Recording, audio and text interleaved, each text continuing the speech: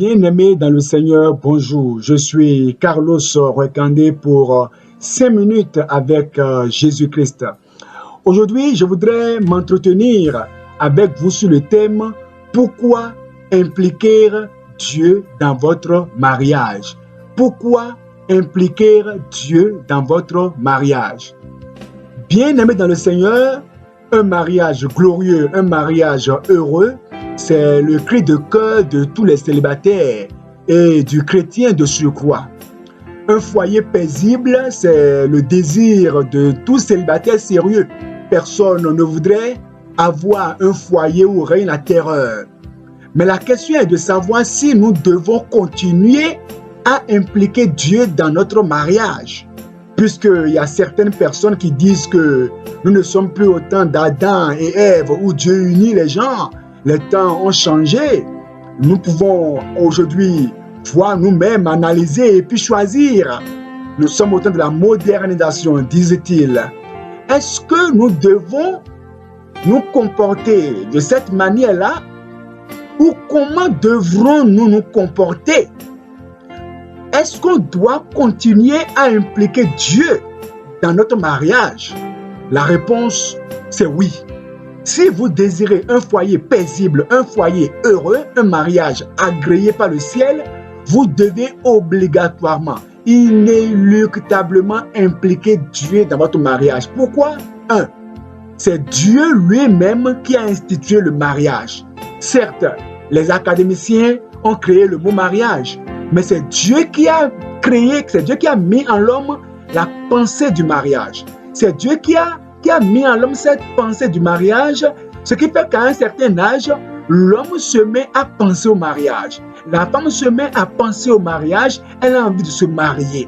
Cette pensée du mariage, c'est Dieu lui-même qui l'a mise en l'homme.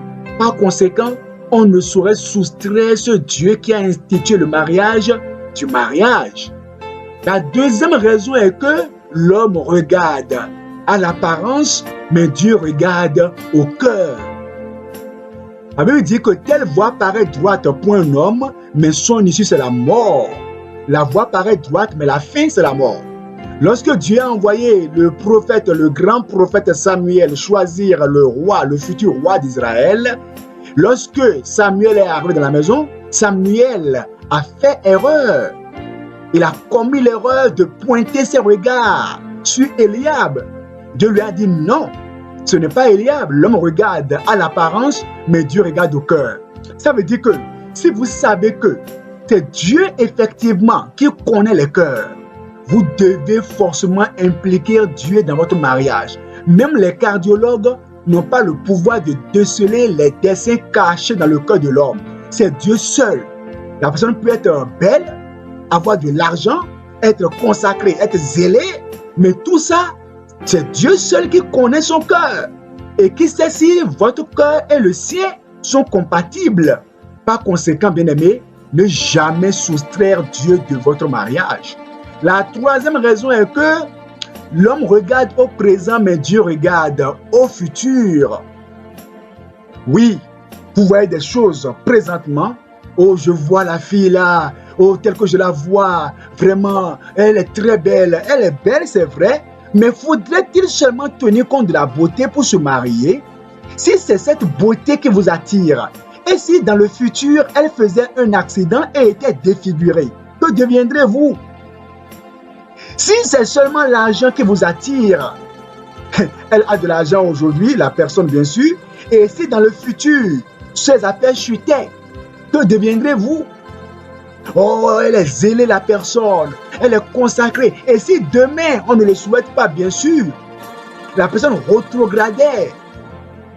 Ça veut dire qu'il faudrait aller au-delà de ça et impliquer Dieu, le Dieu qui connaît le futur. Le futur vous est caché, seul Dieu connaît le futur. Par conséquent, ne jamais soustraire Dieu de votre mariage. La quatrième raison est que l'homme regarde à la terre, aux choses éphémères, mais Dieu regarde à l'éternité. La Bible dit, que servirait-il à un homme de gagner le monde entier s'il perdait son âme? Dieu veut pour vous un homme, une femme qui vous aidera à gagner le ciel. cette personne qui vous sera compatible, qui vous aidera à atterrir au ciel. C'est ça le but du mariage. C'est pas seulement une femme qui me fera la lessive, va me faire la vaisselle, tout ça, on va sortir, se promener, tout ça. Oui, mais est-ce que vous allez atterrir après au ciel ou bien vous irez en enfer? Et on dit, Dieu a dit, il me donnera ce que mon cœur désire. Et on aligne les critères. Je veux une fille comme ça, un homme choco. Dieu a dit, mon ami, Dieu a dit, il te donnera ce que ton cœur désire et non ce que ta chair désire. C'est ça. Ça veut dire, fais de l'Éternel tes délices. Première proposition indépendante. Et il te donnera ce que ton cœur désire. Deuxième proposition indépendante, qui est liée à la première par et. Ça veut dire que fais d'abord de Dieu tes délices. Ce n'est pas un cœur qui a Satan, qui cherche à avoir de Dieu un foyer heureux. Cherche